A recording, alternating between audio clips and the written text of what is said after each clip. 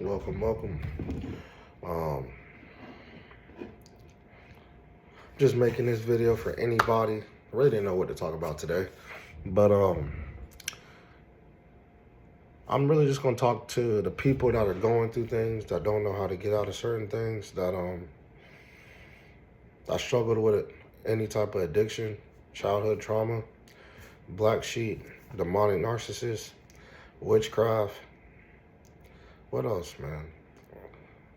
Yeah, anybody that just manipulation, betrayal.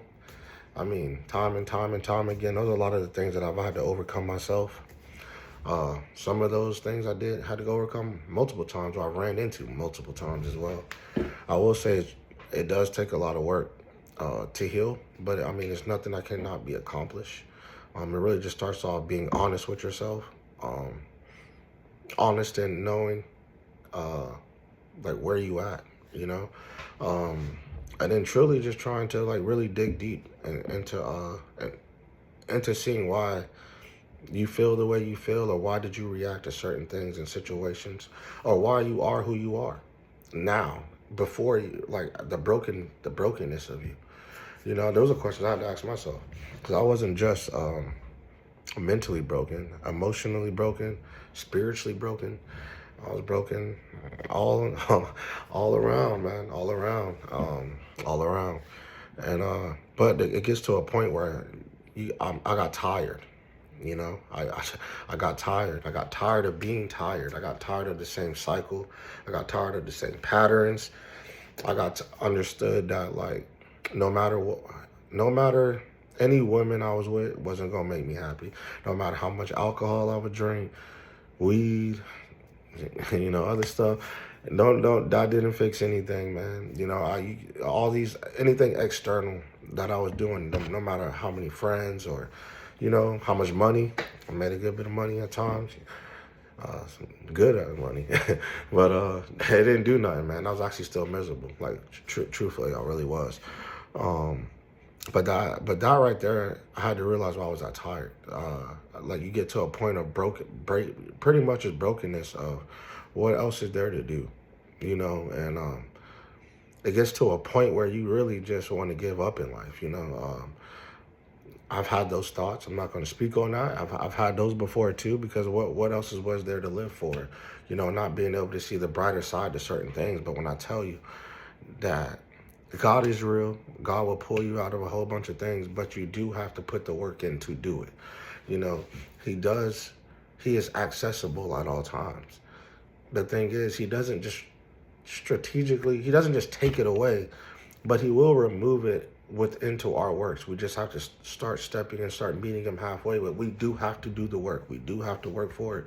We do have to realize whatever your trauma is, or, you know, whatever your pain is, whatever something that is blocking you from Him will be revealed. But it's not to turn away, it's to really go back into it and be able to face it and then look at it and then see it and then be like, okay, now what is the next step to go from that? You know, feel like being real with your feelings, being real with your emotions, not trying to cover it up, not with the always I'm okay. It's actually I got to a point where it's okay not being okay. You know what I'm saying? I really got okay with not being okay for now. And that was the thing. It was for now, because at the end of the day, the more that I worked towards it, um, doing, you know, getting through a lot of these emotions and um, habitual habits, or some stuff with generational curses, you know, you understanding that, but now knowing that it still fell on my back, it still fell on me. But also too, if I wanted to be better, I still had to get through it. I had to push through it. I didn't have nobody to truly um, do the work for me. I had to do the work for me. Anything could be suggested, but I had to do it. And but I had to start. Uh, I got into shadow work, but I did a lot of shadow work, but I did a lot of self reflection, and I did a lot of pen to paper. For anybody who's, especially like pen to paper, shadow work, but then also like praying to God, or even if just talking to Him. If you don't even know how to pray, just talk to Him. And be real, be genuine. I started to be real and be genuine, but like a lot of the things that I struggled with before, or certain things that hurt me, and then even certain things that I did that I hurt others, I wrote that down, and I looked at it, and then it came to be like, even when I saw myself and certain things that I were doing to other people that I did not like, that I did not want to be like or anymore or take on as I progress in life and move forward in life, I actually chose to make a different decision now. I chose to act differently. I chose to pause before I reacted. Even if I didn't like what somebody was doing, what somebody was saying, I would still choose now not to hurt somebody verbally, physically, emotionally. I didn't care. I was just like, I'm not going to do that. I was going to try to simply um, follow Christ. Try to just walk in His image or do what He would do, truthfully. So that's something that I really had to do to heal, man. And then as things would come about, I had to be accepting of it. I think that was another thing. Now being able to see it, being able to see all the things that I had to put out, seeing things that happened in my life and being okay. But then sometimes it's hard to say that, to be okay with it, but I had to get to a place of acceptance of it. And then now knowing that once I was able to accept it, to now, what can I do to overcome it, right? What do I do to move on, to heal from it? Because anything I feel like you don't heal from will always have power over you. Whether you realize it or not, but it would always have power over you. And I truly do believe, too, in this life, whatever you don't heal from, and you do have kids and anything like that, it does get passed down to your kids in one way, shape, or another. And I am a victim of that. But nonetheless, man, it does get passed down. So just knowing that as well. But at the same time, I feel like it is possible, and it really is possible, to overcome any type of pain, any type of childhood trauma, childhood wounds. You can overcome those things if you're really willing to really look at it and be honest with yourself, even if it does hurt. Because a lot of that stuff does hurt. That shit is real. It does hurt. But it would be so much worth it when you get on the other side. You would have so much, like, a weight lifted off of you once you do get through it, once you're able to accept yourself and see yourself, and then realize you probably, well, I can't speak for anybody else, but I can speak for me. A lot of times, too, I was actually overly giving of myself to others, to where the point where I wasn't giving back to myself. I was always losing myself into other people. Or, like they could say, people pleasing and this, that, and the third, but always wanting the best for other people, and doing that with true intentions of love, but always thinking I was going to be reciprocated back to me, and that is not true. And it will show time and time again. But it gets to a point where I have to really be able to draw the line and set certain boundaries. You know what I'm saying?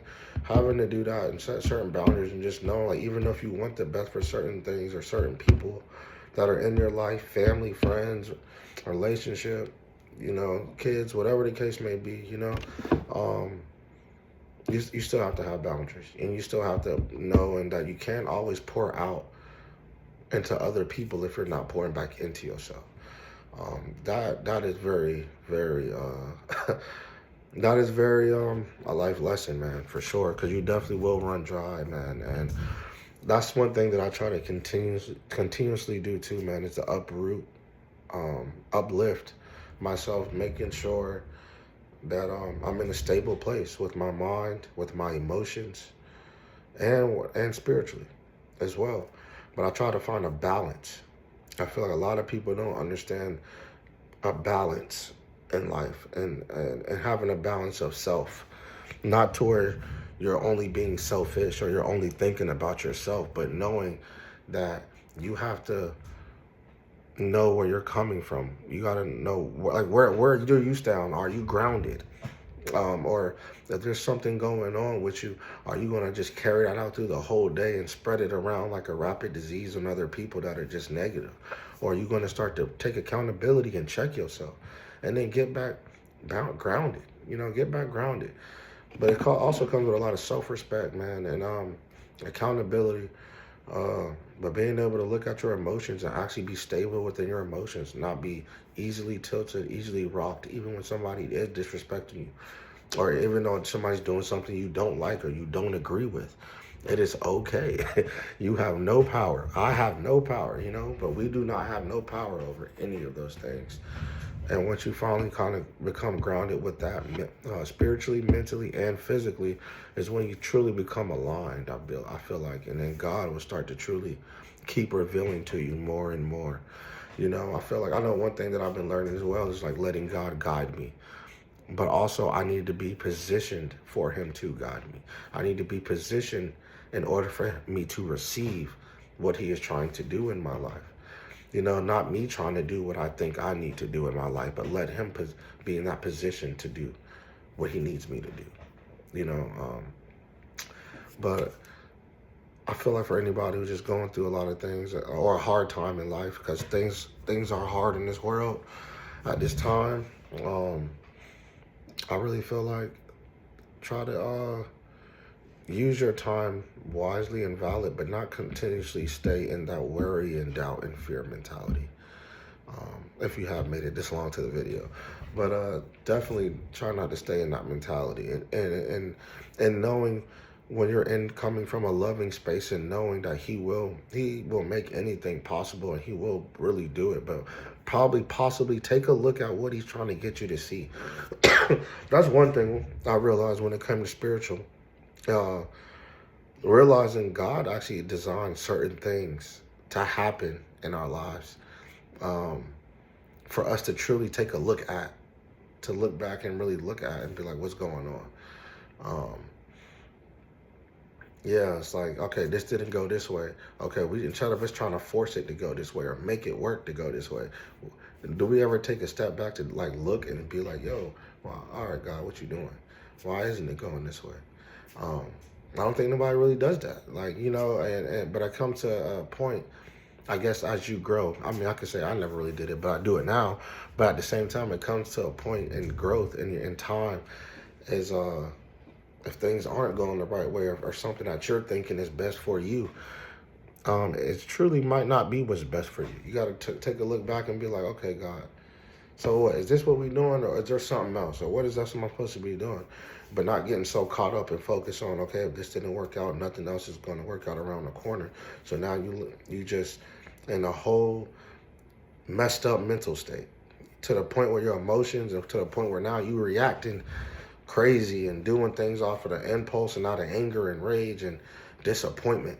But you got to stay out of that, regardless of any type of thing that doesn't truly just go your way. But just knowing that when you do stay positive, when you do stay grateful, when you do stay thankful, when you do know, all right, God, this is going to work. I don't know how, but what we got to do, we just got to just say thank you. All right, you don't know what he's been avoiding or reconstructing in this world, or in your life. Because I don't know what he's doing in my life. I'm still waiting right now as we see. But I just still know that like he is reconstructing things, but he also wants us to continually grow in him, continually rely on him, strengthen him, but also take a look back and see what else is he trying to work on in our lives. And everything isn't always external that he's working on. A lot of things that he likes to work on is internal. How do we react? Are we emotionally stable for certain things? Because certain things we will not receive if we're not emotionally stable and mentally. But I mean, of course, mentally, because when you're not mentally stable, like, come on, But also, too, when you also get easily distracted by those mental thoughts, and then you start to feel those thoughts, now your emotions are about to react to that, which now you're going to act, physically act out on that. But at the same time, sometimes you start to reconstruct certain things, Then sometimes you'll start getting attacks. People, you ain't even know them. You never said nothing to them. You was all positive, and you start getting people saying slick sideways stuff out of nowhere, But then it's like, okay, it's gonna, those are like those little tests that like, all right, is you about to sit there and go back to your old ways? You about to pop off? You about to, you know what I'm saying? Are you about to even take heed to that? Or are you going to still stay grounded and stay rooted and stay in the truth and stay in the presence of God during those things and just move on? And then the craziest thing is when you show them love, when you still be kind, And then after they just disrespected you, which is crazy. But then when you hit them with the, no, it's all good, brother. You need anything? You know what I'm saying? No, you straight. It's all love. You hit them with that, and you'd be so surprised about what. So you all right? Yeah. But you'd be so surprised, when you do that, and it's actually a blessing too to see that through. But I'm gonna let y'all have a good night.